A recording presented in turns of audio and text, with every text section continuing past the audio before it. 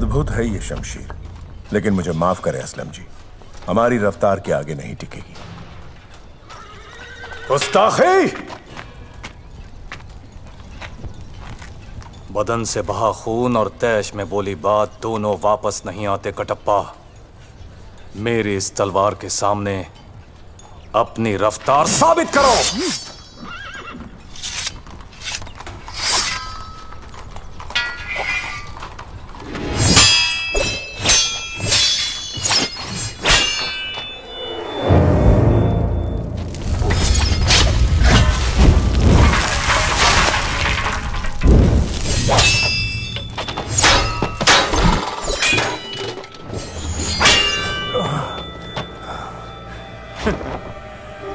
अब समझे कटप्पा?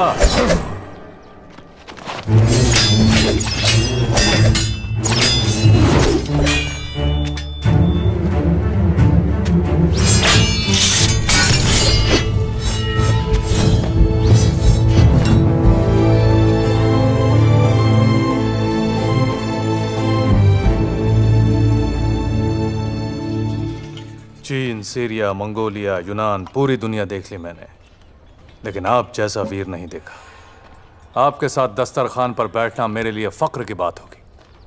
आइए कटप्पा। मुझे माफ करें असलम जी, गुलाम को राजघराने के साथ उठने बैठने की अनुमति नहीं। गुलाम? इतने बड़े हथियार खाने के अधिपति आप एक गुलाम? हाँ असलम जी, ऐसा गुलाम कहाँ होगा जो युद्ध के लिए हथियार बनाता है, युद्ध में अपनी जान पर खिलकर राजा की जान बचाता है और युद्ध के बाद राजा के चरणों में पड़ा रहता है। बोलिए, आपकी आजादी के लिए महाराज को कितनी कीमत चाहिए? मैं 10, 50, 100 गुना देकर आपकी आजादी खरीद लूंगा। बोलिए। इस गुलाम की कोई कीमत नहीं असलम जी। मेरे वंश में जन्म लेने वाला हर कोई माहिष्मती राज सिंहासन की गुलामी करेगा। ये मेरे पुरखों का वचन है। वचन देने वाले इस दुनिया में नहीं रहे और आप अब तक वचन देने वाले दुनिया में नहीं रहे, लेकिन उनका वचन आज भी है असलम जी। ये मिट्टी का ढेर अब इस मिट्टी की अमानत है। आपको देखकर पता चलता है कि वफादारी का भी एक चेहरा होता है कटप्पा। कभी कोई जरूरत पड़े तो भूलना नहीं कि दुनिया में आपका एक दोस्त भी है।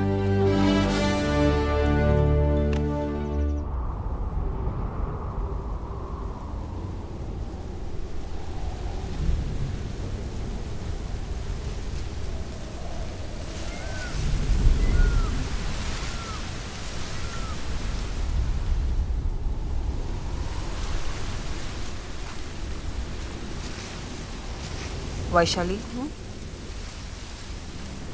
कहाँ चली? अभी आती हूँ।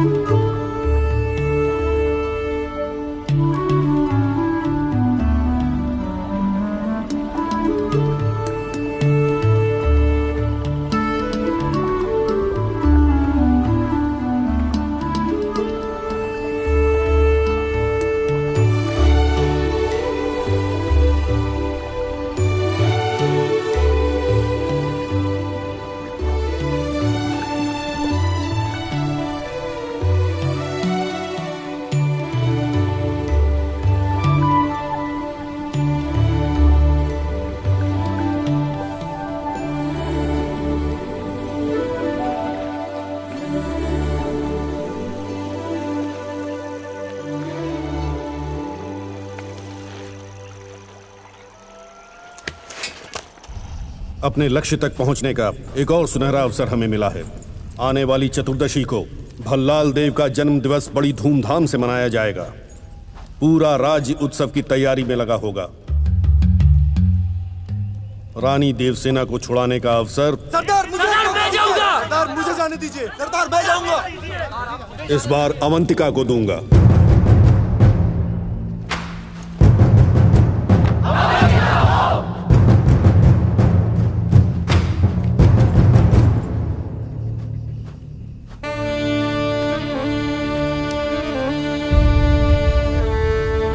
अवंतिका, ये क्या है? ये कहां से आया? वहीं से जहां तुम संघर्ष को भूलकर श्रृंगार की तरफ मुड़ गई।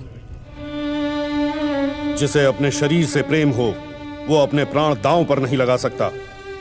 तुम इस गौरव के लायक नहीं हो। जाओ।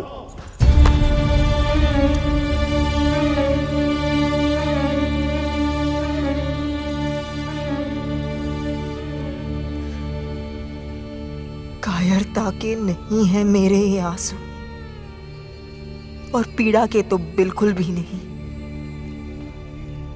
ये मेरा रक्त है जो खौलकर भाप बन गया और मेरी आंखों से बह निकला। अगर इन आंसुओं की आंच आप तक पहुंच रही हो तो मुझे जाने दीजिए।